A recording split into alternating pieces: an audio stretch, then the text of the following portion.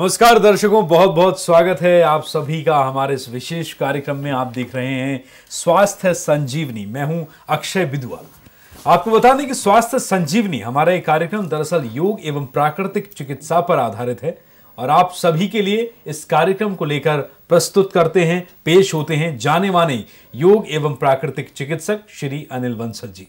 बंसल जी, बहुत बहुत स्वागत है। Thank you sir, thank you. नमस्कार सर, नमस्कार। तो दर्शकों, कॉल आप करते रहिए। दरअसल डॉक्टर अनिल बंसल आपको बताएंगे कि किस तरीके से आप योग एवं प्राकृतिक चिकित्सा पर आधारित नुस्खों को अपनाकर अपने जीवन में आप हमेशा के लिए निरोग रह सकते हैं, कोई भी बीमारी हो। लेकिन अगर आप योग की कुछ मुद्राओं और प्राकृतिक चिकित्सा का सहारा लेते हैं जो श्री अनिल बंसल जी आपको बताएंगे, तो आप अपने उन रोगों से हमेशा के लिए दूर हो जाएंगे।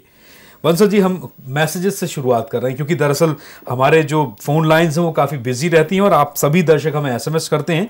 तो सबसे पहला एसएमएस मैं यहाँ पर ले रहा हूँ, मध्य प्रदेश से है। आपने हमें एसएमएस किया है, नंबर आपको मैं नहीं बता रहा हूँ, लेकिन अगर आपने एसएमएस किया है तो आप बीमारी आपकी देखकर समझ जाएंगे। RA फैक्टर पॉजिटिव हो गया है। इंदौर से लिख रही हैं हमारी एक महिला दर्शक हैं और लिख रही हैं कि एज 40 है। देखो 40 एज में अगर RA फैक्टर पॉजिटिव तो हर जोड़ में दर्द होने लग जाए। इन्होंने ये नहीं बताया कितने दिन से दर्द है, क्योंकि ये बीमारी ऐसी होती है इसमें हर जोड़ में दर्द, कई बार फिर उंगलियां मुड़ने भी लग जाती है। बहुत भयंकर स्थिति होती है। मैं तो कह रहा हूँ दुश्मन को भी ये बीमारी ना हो, ये इतनी भयंकर बीमारी होती है। और इसमें क्या होता है कि कई बार स्टेरॉइड देने से भी पेन किलर तो छोड़ो, स्टेरॉइड से भी काम नहीं बनता। तो इसके लिए क्या करे, देखो अगर आदमी इसको लगातार करेगा तो बहुत अच्छा रिजल्ट आता है। एक तो रात को दूध में हल्दी डाल के पिए। हल्दी में क्या होता है, कुकरमिन होता है, वो हर तरह की गांठों को मेल्ट कर देता है। यानी जो जोड़ों में गांठें पड़ गई हैं जिसके कारण उंगलियां मुड़ने लग जाती है, वो एकदम ठीक होने लग जाती है। और RA फैक्टर पॉजिटिव और नेगेटिव में तब्दील होने लग जाता है। तो इसकी कितनी रेंज है वो एक बार चेक करा लें। फिर ये इसको लगातार दूध में हल्दी डाल के पिए। एक गिलास में चौथाई चम्मच, पहले थोड़ी कम मात्रा डाले, 1 चम्मच डाल ले, मतलब 1 चम्मच नहीं, गलती लगी, 1 चुटकी डाल ले। जैसे ये चुटकी है, फिर 2 चुटकी, फिर 3 चुटकी। तो कई बार किसी को एक हल्दी से कई बार एक आधे आदमी को बवासीर हो जाती है या BP बढ़ जाता है, तो अपना चेक कराता रहे, फिर उसकी मात्रा कम कर दे। तो BP बढ़े तो फिर हमारे से एक बार सलाह ले ले भाई कि मैं क्या करूँ। दूसरा बवासीर बढ़े तब भी सलाह ले। वैसे बवासीर बढ़ती है तो मुनक्का डाल ले उसमें, यानी 1-2 मुनक्का डाले तो पेट साफ रहेगा, तो जिससे बवासीर नहीं बढ़ेगी। तो एक तो ये हल्दी डाल के पिएंगे तो दूध में, इससे बहुत अच्छा इफेक्ट पड़ेगा। दूसरा, गर्म पानी में नमक और फिटकरी डाल के अच्छी तरह 10 मिनट तक हाथों की पैरों की सिकाई करे। और परहेज में इसमें क्या करना, तली हुई चीज़ें नहीं खानी है, चीनी नहीं खानी है। तो चीनी क्यों मना करते हैं? चीनी खाने से क्या होता है, चीनी को हजम करने के लिए कैल्शियम की ज़रूरत होती है, तो हमारी हड्डियों से लेती है, तो हड्डियाँ और कमज़ोर पड़ने लग जाए, यानी दर्द और बढ़ जाएगा। तो हड्डियाँ और कमज़ोर हो जाएंगी तो RA फैक्टर में और बढ़ोतरी हो जाएगी। तो इसलिए चीनी ना लें, तली हुई चीज़ें ना लें, मिर्च मसाले की ज़्यादा चीज़ें ना लें, इससे भी RA फैक्टर और ज़्यादा बढ़ जाती है। AC में ना रहें, कूलर में भी ना रहें, हो सके तो पंखे में ही गुजारा करेंगे। तो ठंडी चीज़ें ना खाएं, जितनी ठंडी चीज़ें खाएंगे और बीमारी बढ़ जाएगी। इन चीज़ों का परहेज करते हैं तो इसमें आराम पड़ेगा। इस आटे की रोटी खाएं, गेहूँ, चना और जौ, इससे दर्द में बहुत अच्छा आराम मिलेगा। और सफ़ेद तिल, रात को 2-3 चम्मच सफ़ेद तिल भिगो दें, उसे मिक्सी में अच्छी तरह पीस कर थोड़ा सा पानी मिला कर वो लेंगे, उससे बहुत अच्छे रिजल्ट आ रहे हैं। और हल्दी के दूध से तो जिनकी गांठें पड़ गई थी, उंगलियाँ मुड़ गई थी, वो सीधी हो गई है। और साथ में सलाकी का जूस या पूरा, देखो सलाकी का जूस पीते रहेंगे तो दर्द की फ्रीक्वेंसी कम होगी, सूजन कम आएगी। और अब तो संस्था ने वैसे इसका सेट भी बना रखा है, बहुत ही अच्छे उसके रिजल्ट आ रहे हैं। कुछ दिन उसका भी उपयोग कर लें, साथ में ये करें, बहुत ही अच्छा RA फैक्टर में जी आराम पड़ लेगा। बंसल जी, हमारे साथ एक दर्शक हैं इस वक्त, सोनम हमारे साथ है। आप मध्य प्रदेश से कॉल कर रही हैं हमें। सोनम, आपका बहुत स्वागत है इस प्रोग्राम में, बताइए। जी हाँ, वही बताएं सोनम जी, आराम से बोलें, आवाज आपकी गड़बड़ आ जाती है। सोनम बताएं। सोनम जी, हाँ, मेरे को बार बार पेशाब आता है। बार पेशाब, ये कब से प्रोग्राम देख रहे हो सोनम जी आप? मतलब 2-3 साल से। नहीं, कभी होता है, कभी कभी नॉर्मल हो जाता है, बाकी नहीं, और 2-3 साल से बीमारी है। नहीं, हमारा प्रोग्राम आपने कब से देखा है? मैंने आज से देखा है। मैं अपने मैके आई थी तो उन्होंने बताया तो आज मैंने देखा। अच्छा, आज ही देखा, चलो कोई बात नहीं, पहली बार देखा आपने, बहुत ही अच्छा। तो इसमें क्या करना है, आपने गोखरू रात को पानी में भिगो देने। गोखरू, और क्या होता है गोखरू? इसे भाखड़ी भी बोलते हैं, कांटे से होते हैं। तो जो दुकान पर जाओगे ना किसी भी उस पर, तो बता भी देगा गोखरू क्या बोलते हैं, भाखड़ी बोल देते हैं कई जगह। तो उसको रात को 2 चम्मच भिगो दो, सुबह उबाल कर ये पीने हैं। और शाम के टाइम में चने खाएं आप। चने खाने से भी पेशाब बार बार नहीं आता। दूसरा, तिलों को कूट लें, तिलों को काले तिल या सफ़ेद तिल, कोई भी जो आम तिल है वो कूट ले और 2-3 चम्मच रात को आप ये लेने लगेंगे तो इससे पेशाब की मात्रा जो बार बार आती है कम होने लग जाएगी। तो इसको रोज़ ही इस्तेमाल करें, तिलों को रात को खाकर सोएं तो जो बार बार आप पेशाब जाते हैं ख़त्म होएगा। और गोखरू क्या करता है, किडनी में जो भी रुकावट होगी ख़त्म हो। और दिन में चने खाएं आप, चने एक तो दर्दों को भी ख़त्म करेंगे, जो बार बार पेशाब जाते हो उसको भी ख़त्म करेंगे। तो दिन में चने खाएं या चने को ही रात को भिगो कर रख दें, सुबह उसे गर्म करके थोड़ा सा नमक डाल कर वो भी रोज़ खाने लगेंगे और वो पानी भी पिएंगे तो जो बार बार पेशाब जाते ये बिल्कुल बंद होएगा। और पेट पर मुल्तानी मिट्टी का लेप लगाए, पेट पर ठंडी पट्टी बांधे, जिससे पेट भी मोटापा होगा वो भी कम होएगा और बहुत ही अच्छा आपको रिजल्ट आएगा जी। बहुत शुक्रिया आपने कॉल किया। सुनो हमारे इस प्रोग्राम में अगले दर्शक हमारे साथ हैं गाजियाबाद से सुमन जी हमें कॉल कर रही हैं। इस प्रोग्राम में आपका स्वागत है सुमन जी, बताइए।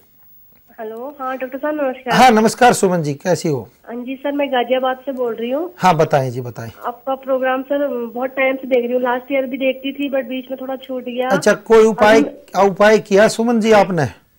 सर उपाय तो बस यही कर रही थी, बीच में मेरे हस्बैंड को पाइल्स की प्रॉब्लम हो गई थी। हाँ हाँ, तो सर अभी भी चल रहा है, उसके लिए कुछ उपाय बता दीजिए। एक्चुअली मैंने उनको वो दूध पिलाया था नींबू डाल के। हाँ तो कितना आराम पड़ा उनको? सर कोई ज्यादा आराम तो नहीं है, वो मस्से से हो रखे हैं। नहीं, मस्सों में तो फिर देर में पड़ेगा, जैसे खून खाना आता होगा तो तुरंत बंद हो जाता ना, मैं इसलिए कह रहा था जी।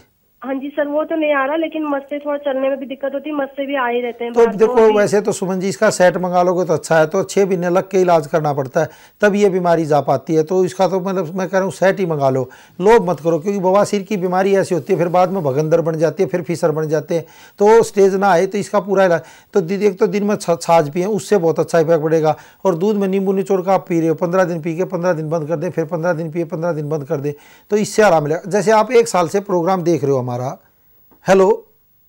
और अगला इस वक्त हम एक एसएमएस ले रहे हैं, हमारे दर्शक हैं जो हमें एसएमएस करते हैं, तो आपका एसएमएस हम यहाँ पर ले रहे हैं। एक एसएमएस महाराष्ट्र से है, नाम आपने नहीं लिखा है। आप लिख रहे हैं कि औरंगाबाद से मेरे हाथों और पैरों में कंपन रहता है और साथ ही दाद की समस्या भी है, बड़ा परेशान हूं, इसके लिए कोई उपाय बताइए। देखो कंपन का रोग हो तो इसमें तो बहुत ही अच्छे रिजल्ट आते हैं। एक तो ये वाली मुद्रा लगाएं तो इससे क्या होगा, बीमारी यहीं पे रुक जाएगी, आगे नहीं बढ़ेगी। दोनों हाथों को ये देख लें, पहली जो उंगली है अंगूठे के पास रखें, इसको यहाँ से दबा लें, ये उंगलियाँ बिल्कुल सीधी रहेंगी दोनों हाथों से। 30 मिनट सुबह कर ले, 30 मिनट शाम को, या जब भी आपके हाथ कांपते हो तो आप पहले लगा कर बैठेंगे तो एक कंपन का रोग बहुत अच्छा रिजल्ट आएगा। दूसरा, सेब का जूस पिएं, क्योंकि ये माइंड का रोग होता है, सेब के जूस से बहुत अच्छा इफेक्ट पड़ेगा। कंपन के रोग में बहुत अच्छा इंप्रूवमेंट आता है। से अगर डायबिटीज़ है तो बिल्कुल ना पिए सेब का जूस, फिर ना पिए, खाली बगैर डायबिटीज़ वाले सेब का जूस पिए, उससे कंपन का रोग ठीक होएगा। दूसरा आपने क्या करना, ये वाली मुद्रा करें, पूरी उंगलियों को फैला लें, जहाँ पे बाल स्टार्ट होते हैं वहाँ पे अपने उंगलियाँ रखें, ये पूरा हाथों को फैलाएं और पूरा लंबा गहरा सांस भरें। सांस भरकर सांस को रोक ले, हाथों को धीरे धीरे आगे लाएं, सांस छोड़ते हुए फिर पीछे लेके जाए।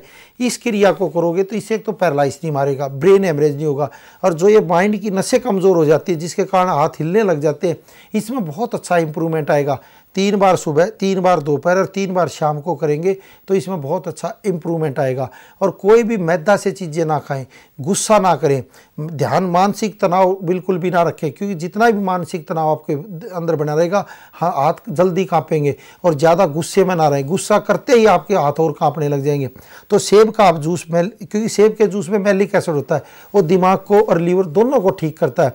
तो जो दिमाग की नसें जो कमज़ोर पड़ जाती हैं वो उसमें बहुत अच्छा इंप्रूवमेंट आता है, ये करें। और गर्म पानी में नमक और फिटरी डालकर हाथों की पैरों की सिकाई करके रात में सोए, और ताली खूब जोर से बजाए। रात को जब सोने लगे हाथों की पैरों की ताली बजाएंगे, फिर हाथों को अच्छी तरह घिस के आँखों पर लगाएंगे, तो इससे जो कंपन के रोग में बहुत अच्छा इंप्रूवमेंट, क्योंकि उससे खून का संचार आपका बहुत तेज़ी से दौड़ने लग जाता है। जब आप लेट के हाथों की और पैरों से मिलाकर दोनों ताली बजाएंगे तो इससे बहुत अच्छा इंप्रूवमेंट आएगा। शरीर में जो दर्द है वो भी खत्म होगा, क्योंकि खून का सर्कुलेशन चल पड़ता है। जब हाथों से ताली बजाते हो, पैरों से ताली बजाते हो, तो एक अलग सा एक्यूप्रेशर होता है। इस एक्यूप्रेशर को करने से जो कंपन का रोग है या पैरालाइज के रोग है, इसमें भी बहुत अच्छा इंप्रूवमेंट आता है जी। और हमारे साथ एक दर्शक हैं इस समय, हमारे साथ अंजू जी हैं दिल्ली से। आपका बहुत स्वागत है अंजू जी, बताइए। Thank you.